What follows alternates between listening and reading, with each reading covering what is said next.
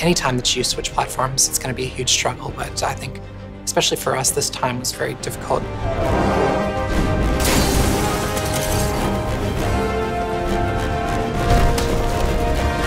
What we had on the previous Uncharted games and on The Last of Us was written for the cell architecture, and it was all optimized for that.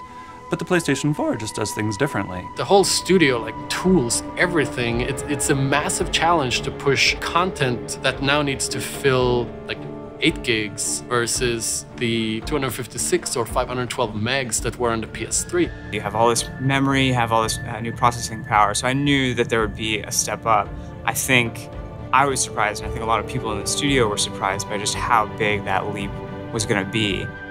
First kind of starting, we asked the question of PlayStation 4, what can we do? And for me, there were always new things that there were still left to put in the game, like how do you put a vehicle in Uncharted and still make it Uncharted? Well, this was really a great idea, Nate. Do you want to try?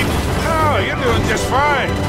It's been a challenge because we really wanted to feel like the interaction is causing things to happen. So whenever it's driving over dusty terrain, there's a lot of dust kick up. And then say you go into a muddy section, the effects are going to communicate that too. If the tires spin out, then they're going to kick up a lot of mud and the vehicle's going to get muddy. And we just want to have that connection between this vehicle that you're controlling and the environment that you're in. Can we do the convoy sequence from Uncharted 2 and 3, but now I'm in control of that vehicle at the same time? And driving through a dense urban city, driving quickly, is quite a challenge because you're looking at all that geometry and all that complexity just flying by you, but you can't halfway do it because you'll know. So we have to spend so much time thinking about the people that are populating the scene, the signs in the scene, the vegetation in the scene, and even though that stuff's flying by, it's got to be convincing. We're trying to make the gameplay experience more rich by basically giving the player more choices. So we've added our rope mechanics, so that's not just a gimmick, like that's fully integrated into just about all of our gameplay encounters. Obviously the rope has a huge effect on combat, so we've got melee moves that come out of rope, using the rope to traverse the space to get an advantage, either in open combat or in stealth. One thing I really appreciated that like Bruce kind of brought around from the beginning was, let's explore the meat and potatoes of this game again. Let's get back to just like what is the core gameplay of this. We know we're gonna get the set pieces. We know we're gonna have these big things and we're gonna push that as well. But get back into our gut of like, what is Uncharted? What is the traversal gunplay? What we wanted to do with the combat is really push the things that are unique to Drake, the things that are unique to him as a character. And one of the main things that Drake can do is just he has this amazing ability to traverse through the environment.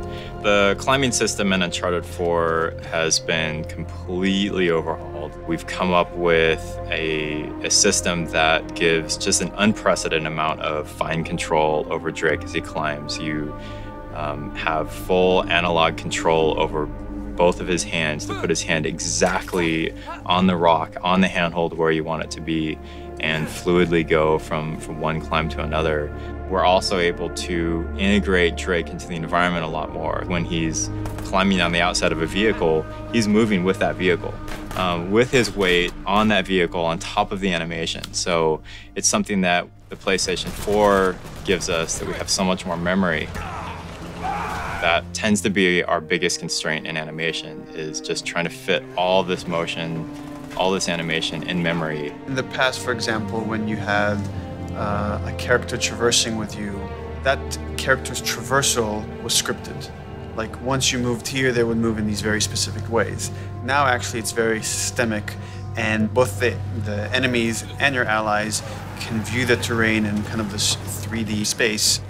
When you have big spaces and you have the mobility of Nathan Drake, you gotta have mobility within your AI. There's a lot of really nuanced decision-making in terms of how, for example, how exposed an AI is as they're taking a flank route.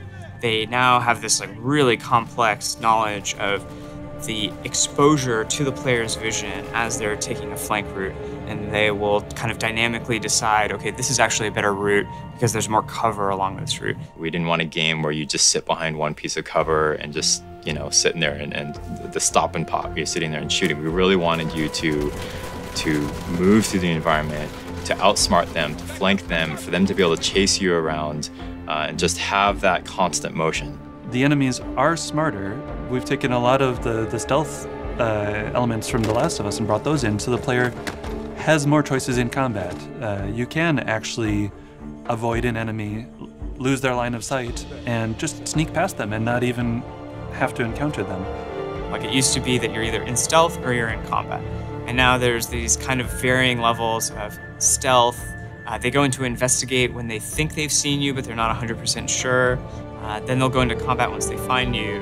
And once they lose you after combat, they'll go into search, where they'll kind of canvas the area looking for you. A lot of that scripting is still up to the designers, but we've given them so much better tools in order to achieve that. We always had contextual moves where you could slam guys into a wall and beat them up. Enemies are able to do that to you as well. You'll have moves and kind of fight situations where two enemies are attacking you at once, and it's not in like a scripted way. It can happen kind of in any combat encounter. There's a lot of new tools in the player's disposal, but what's cool is that they're kind of added in this way that's elegant enough to not, you know, explode the game with HUD and all these like crazy options that are difficult to learn. It's very much that same kind of seamless, very smooth Uncharted experience where we get a lot of gameplay from relatively few mechanics. And having really gorgeous animations that feels very rooted and grounded, but at the same time gives you the responsiveness. You're gonna get to play this. We're showing off in a way of just like, look how gorgeous this can be. Look at what we can do. Look at the colors, look at the scenes, look at the environments that you're gonna get to explore, and you're gonna get to have that on this stick.